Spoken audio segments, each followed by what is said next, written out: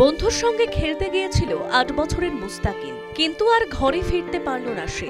খুন হতে হয় তাকে। ছোট থেকে একসাথে বড় হওয়া বন্ধুর বিরুদ্ধে উঠে আসে খুনের অভিযোগ। প্রতিবেশী নাবালকের সঙ্গে খেলতে গিয়েছিল ছোট্ট মুস্তাকিন। বাকিরা ফিরে আসলেও ফিরে আসে না মুস্তাকিন। প্রতিবেশী নাবালক বারবার মুস্তাকিনের বাড়িতে এসে খোঁজ নিয়ে যায়।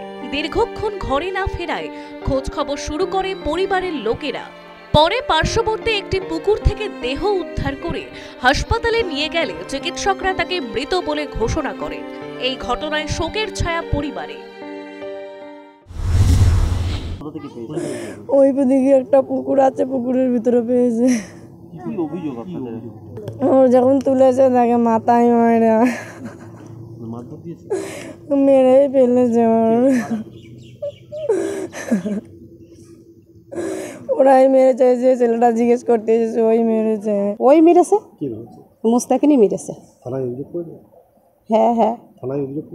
কি চাইছেন আপনারা? আমি আমার বিচার চাই, আর আমার হাসান মুস্তাকিন যেভাবে শাস্তি দিয়েছে আমি সেই শাস্তিটাই পাই। পরিবারের অভিযোগ, মৃত নাবালকের মাথায় একাধিক আঘাতের চিহ্ন রয়েছে।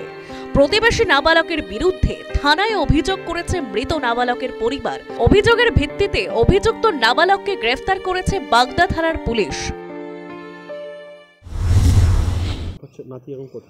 থানায় সব কালকে থানায় এসে নিয়ে গিয়ে সব ওই মেরেছে, ওইটি তাই তাহলে এখন ও না সারলে কিরা মেরেছে, ও ছাড়া কিরা মেরেছে, তাহলে আমরা কি করে বলবো?